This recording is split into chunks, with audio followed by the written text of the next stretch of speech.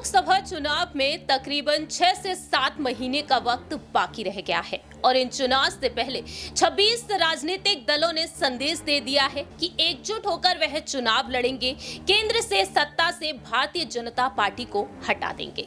लेकिन दूसरी ही तरफ बीजेपी भी नए नए दांवपेच खेलती हुई नजर आ रही है। लोकसभा सीटों को लेकर अपने उम्मीदवारों की लिस्ट को जल्द से जल्द बीजेपी अब जारी कर सकती है।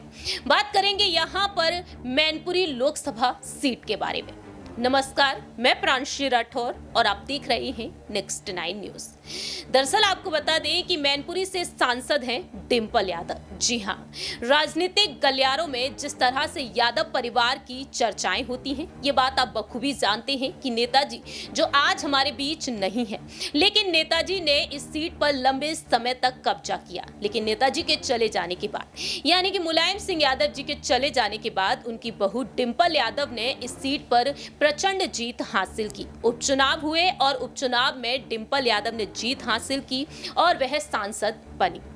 लेकिन अब देखा जाए तो 2024 में मैनपुरी सीट से डिंपल यादव क्या वाकई में एक बार फिर से उतरती हुई नजर आएंगी। और ऐसे में यहाँ पर सवाल खड़े होते हैं बीजेपी को लेकर, क्योंकि बीजेपी ने हमेशा ही मुलायम सिंह यादव जी के मान सम्मान में अपने प्रत्याशी को आगे नहीं किया।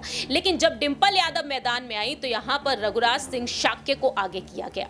अब यहाँ पर बीजेपी अपने उम्मीदवार को जल्द से जल्द आगे कर सकती है। जी हां, जानकारी के लिए आपको बता दें कि मुलायम सिंह यादव के परिवार का गढ़ कही जाती है मैनपुरी लोकसभा सीट, जहां से डिंपल यादव इस वक्त सांसद हैं, पर अपनी उम्मीदवारी के नाम की घोषणा कर सकती हैं। ऐसे में देखा जाए तो बीजेपी के उच्च स्तरीय सूत्रों के मुताबिक सामने आया है कि डिंपल यादव के खिलाफ मैनपुरी संसदीय क्षेत्र से अपने उम्मीदवार के नाम का ऐलान कर सकती है। सूत्रों की माने तो पार्टी लोकसभा की जिन सीटों पर अपने उम्मीदवारों के नाम पर विचार विमर्श की प्रक्रिया शुरू कर चुकी है, और ऐसे में देखा जाए तो पार्टी यहां पर अपने लिए जिस तरह से कमजोर मानकर चल रही थी, 160 लोकसभा सीटों पर चुनाव की घोषणा पहले से ही उम्मीदवार उतारने की तैयारी कर रही है।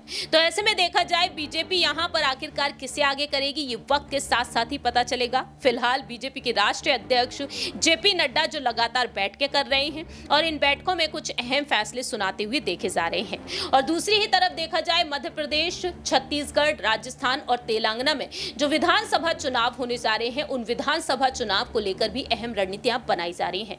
देखना दिलचस्प होगा कि आखिरकार डिंपल यादव के खिलाफ बीजेपी किसे आगे करेगी, और अगर बीजेपी यहां पर किसी भी नेता को आगे करती है तो क्या यहां पर बीजेपी जीत हासिल कर पाएगी, क्योंकि मुलायम सिंह यादव का ये सीट गढ़ कही जाती है और इस सीट पर सेंधमारी करने में क्या बीजेपी वाकई में कामयाब हो सकती है या फिर नहीं।